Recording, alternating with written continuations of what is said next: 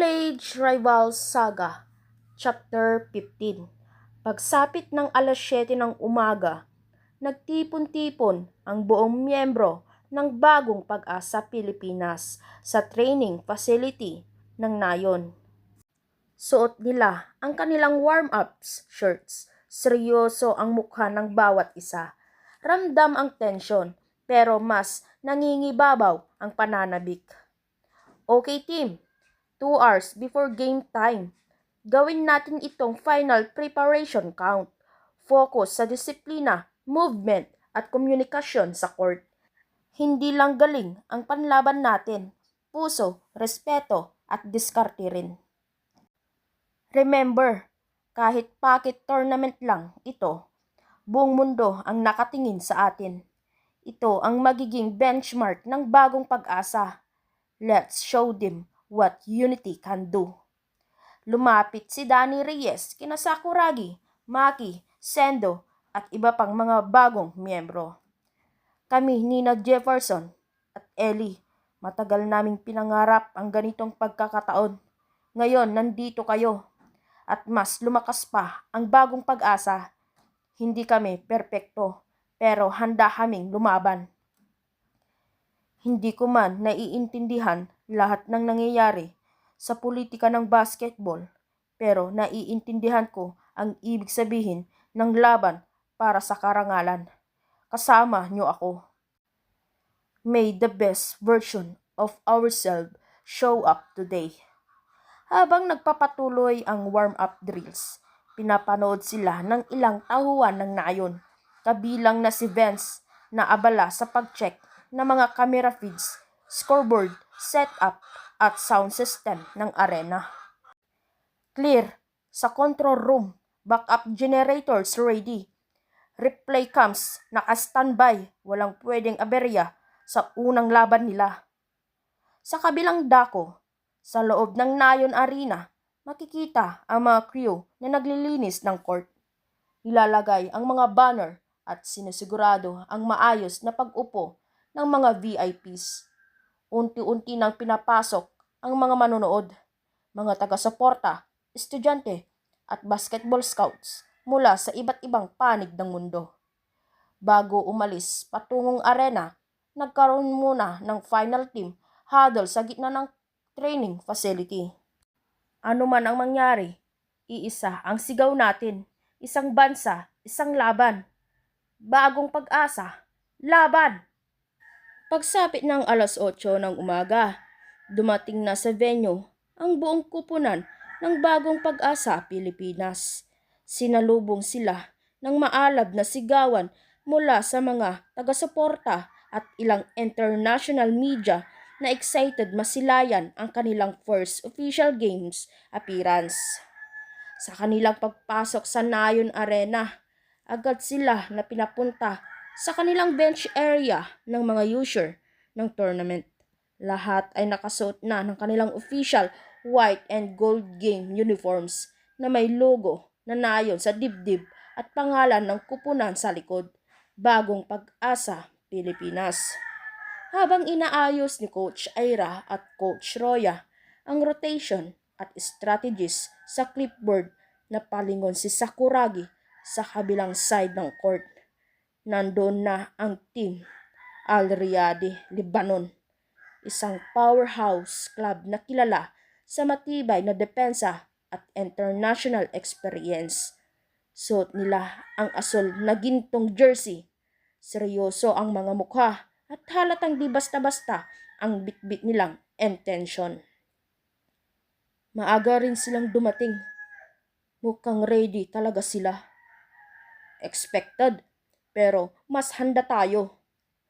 Lumapit si Maki kay Coach Ira, hawak ang towel at nag-stretching.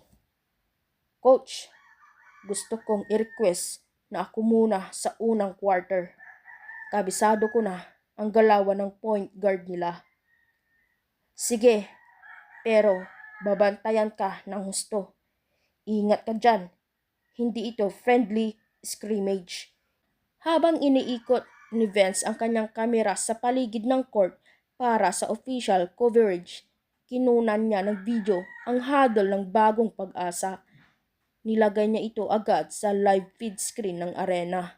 Sabay lagay ng caption, Bagong Pag-asa Pilipinas, simula ng bagong laban para sa international na entablado. Nagsimula ng tawagin ng announcer ang lineup ng bawat team para sa formal introduction. Ladies and gentlemen, welcome to the first match of the Packet Invitational Tournament. On court today, representing the Philippines, give it up for Bagong Pag-asa, Pilipinas. Tumayo ang buong Bagong Pag-asa sa gitna ng court. Salubong ang palakpakan. At naroon ang mga cheer mula sa mga ordinaryong tao at maging sa ilang dayuhang nanonood. Ilan sa mga tagapanood ay hindi makapaniwalang nasa iisang court sina Danny Reyes, Jefferson Villanueva, Hanemichi Sakuragi, Akira Sendo, Eiji Sawakita, at Shinichi Maki. Sa kabilang dulo, tahimik ngunit matatag ang tingin ng Al Riyadh Lebanon team. Determinado rin silang ipakita ang kanilang husay. Ito na ang simula ng isang bagong kabanata. Makalipas ang ilang minuto ng final warm-up at orientation ng referees, tinawag na ang officials ng starting five ng bawat kupunan para tumungo sa center court. First five, center court na po. Mula sa bench ng Bagong Pag-asa Pilipinas, tumayo at sabay-sabay na naglakad papunta sa gitna ng court ang 5 pangunahing mandirigma ng kupunan.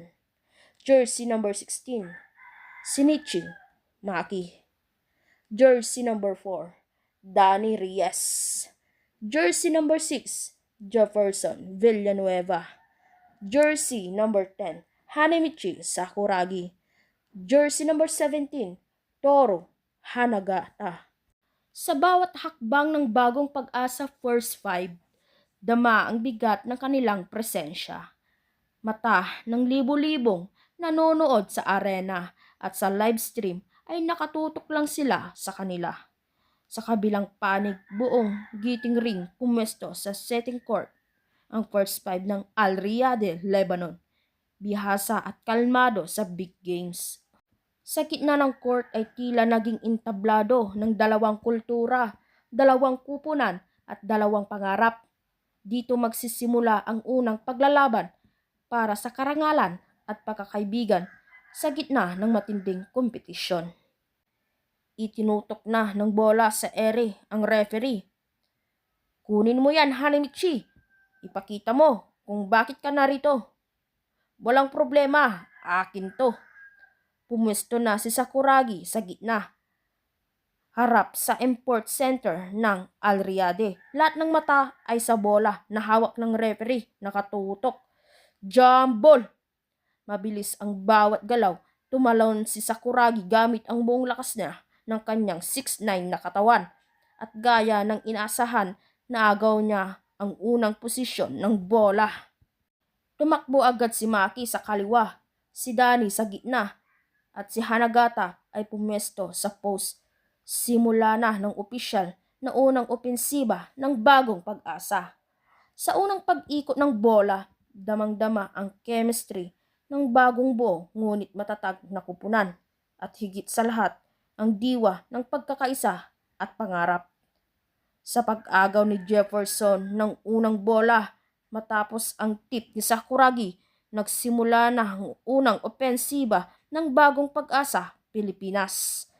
Tahimik ang arena, tila pinakikiramdaman ng lahat kung ano ang kayang ipakita ng bagong kupunan na binuo mula sa mga pinagtabo-tabong talento ng Japan at Pilipinas.